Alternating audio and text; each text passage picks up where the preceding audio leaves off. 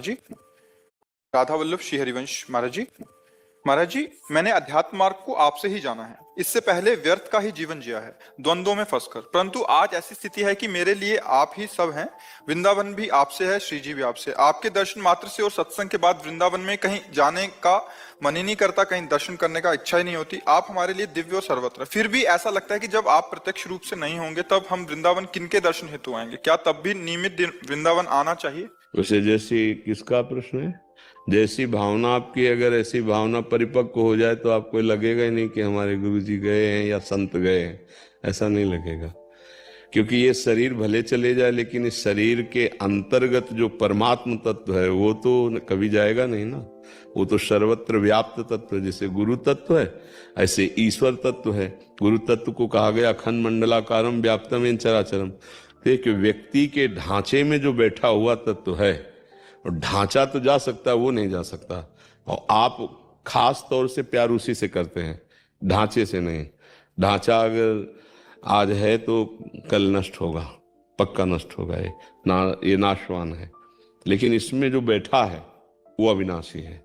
और अगर भाव आपका बना है तो ऐसे ही प्रेमानंद रूप ऐसे ही धारण करके वो अविनाशी तुम्हारा शासन करता रहेगा।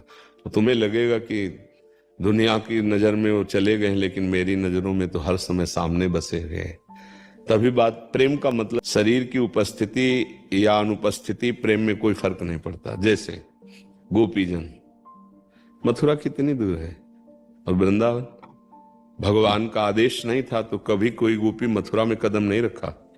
और प्यार में तड़पते हुए जब उद्धव जी ने देखा तो उनके पास ही श्री कृष्ण दिखाई दिए। भाव में कभी श्री कृष्ण के सानिध्य में, कभी विकलता है। दोनों स्थितियां देखकर उद्धव जी चरणों में लौट गए कि ऐसा प्रेम। अभी तक तुम अपने को ज्ञानी समझते थे लेकिन अधूरे थे। आज जाना वास्तविक प्रेम में शुद्ध ज्ञान का क्या प्रकाश होता है। कभी ऐसा महसूस नहीं हुआ गोपीजनों को कि प्रभु हमसे दूर है। वो खुद कह रहे हैं उद्धव से कि नाहिन रहे हो ही माँ ठौर। अब हृदय में जगह नहीं रह गई तुम्हारे उपदेश की। नंद नंदन अछत, या विनाशी स्वरूप से प्रभु विराजमान हो गए। तो जब हम किसी से अपनापन करते हैं और वो सत्य वस्तु होती है तो हमारे दिमाग में, हमारे हृदय में वो छा जाती है। जब हम असत वस्तु से करते हैं तो ममता उसकी भी हो जाती है, पर फिर उसका वियोग होता है। उपस्थिति सत की निरंतर होती है, असत की रह नहीं सकती। वर्तमान में भी वो नष्ट हो रहा है प्रतिपल। असत है ना, देखो पता नहीं चला बाल्यावस्था का किस तारीख से परिवर्तन हुआ, पर खत्म हो गई। पता नहीं हुआ जवानी का किस तारीख को आयु किस तारीख को खत्म हो गई। अब पता नहीं चलेगा किस तारीख को ये शरीर पूरा खत्म हो जाएगा। ये प्रतिपल मर रहा है क्योंकि मरण धर्मा है। अविनाशी प्रतिपल वैसा, मैं वैसा ही था बाल्यावस्था में, मैं वैसे ही था गर्भ में भी, मैं वैसे ही था जवान में भी, मैं वैसे ही था बूढ़े में। मैं अगर मुक्त नहीं हुआ तो अगला जन्म फिर वैसे ही होगा और उसी को मैं मान लेगा। मैं के साथ जो जो जुड़ता जाता है, जब तक वो नहीं हटेगा तब तक मैं मुक्त नहीं हो सकता। मैं स्त्री, मैं पुरुष, मैं धनवान, मैं कुलवान, मैं विद्वान, मैं के साथ जो जुड़ा प्रकृति का, वो आपको जन्म लेने के लिए विवश कर देगा। और मैं शुद्ध रह गया, वो मोक्ष को प्राप्त हो जाएगा। और मैं भगवान को समर्पित हो गया, वो प्रेम को प्राप्त हो जाएगा। अभी मैं के साथ कुछ जुड़ा रहता है। अगर हम गुरुदेव को मनुष्य मानेंगे तो बहुत घाटा हो जाएगा। अगर गुरुदेव को साक्षात परब्रह्म मानेंगे तो उनका शरीर रहे न रहे, हम कभी गुरुदेव से बिलग नहीं रह सकते। और गुरुदेव कभी मनुष्य नहीं हो सकते, मनुष्य कभी गुरुदेव नहीं हो सकता। पक्की बात मानो। गुरु ब्रह्मा गुरु विष्णु गुरुदेव महेश्वरा, गुरु साक्षात परब्रह्म तस्मै श्री गुरुवे नमः। और परब्रह्म के अनेक रूप होते हैं। वो कभी किसी रूप में प्रकाशित होकर हमें पकड़ ले, हमारे हाथ को पकड़ करके खींच ले माया से, और हमको ऐसे ही भाव रखना है। हमारे गुरुदेव हर समय मंत्र रूप में, नाम रूप में, भाव रूप में हमारे साथ हैं। नहीं तो फिर असहाय हो जाएंगे, फिर तो असमर्थ हो जाएंगे। तो ऐसे को क्या पकड़ना जो मरे और जिए। जो हमारा साथ छोड़ दे वो हमारा गुरु कैसे हो सकता है? जो हमारा साथ छोड़ दे परब्रह्म कैसे हो सकता है? हर समय गुरु यहीं बैठे रहते हैं आज्ञा चक्र में। कभी गुरु से बिलक थोड़ी एक सेकेंड नहीं, हर समय यही आसन लगाए वो बैठे हैं। तो अगर हम अपना भाव ठीक कर पाए तो गुरु ब्रह्म है और वो कण कण में व्याप्त है और वो अविनाशी है और वो आपके हृदय में बैठा है, और जब तक आपको मुक्त नहीं कर देगा तब तक वो नहीं मुक्त होगा। सच्चे शिष्य का यही लक्षण है कि गुरुदेव में प्रबल आसक्ति कर ले तो सच्चे गुरुदेव उसको मुक्त करके ही ले जाते हैं पक्का।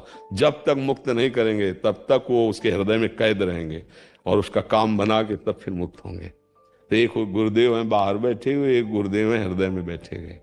हृदय वाले गुरुदेव का विशेष परिचय बनावे, तभी हम गुरुदेव रहित नहीं होंगे, गुरुदेव सहित रहेंगे। और अगर बाहर वाले गुरुदेव को केवल मानेंगे तो बाहर से तो जाएगा, ये आज नहीं तो कल जाएगा, शरीर तो नष्ट होगा ही। शरीर से प्यार नहीं, किसी के शरीर से, ना अपने ना गुरुदेव के। सच्ची बात मानना, शरीर जाएगा, ये मिट्टिया मेट होगा, ये पंचभूतों का बना हुआ है। अग्नि तत्व में, जल तत्व जल में, वायु में, पृथ्वी में, आकाश में। ये कपड़ा है गुरुदेव का। हाँ, कपड़े से तात्पर्य है कि हम इसी मुख से सुन पा रहे हैं, हम इसी को देख के समझ पा रहे हैं। तो यही इसीलिए समझाया जा रहा है कि इस पे आसक्ति नहीं, उस तत्व पे आसक्ति करो तो तुम अपने को कभी असहाय नहीं देखोगे, कभी रहित नहीं देखोगे गुरुदेव से। सत्य विषय को मान लो, गुरुदेव कण कण में व्याप्त हैं, और ये जो व्यक्तित्व है ये समय के लिए है। एक शरीर का व्यक्तित्व समय के सीमा में बंधा हुआ है, लेकिन जो व्यक्तित्व के अंदर महत्व है गुरुदेव, वो असीम है। उसी से प्यार करना चाहिए, उसी के प्यार से हमारा जीवन मुक्त होगा।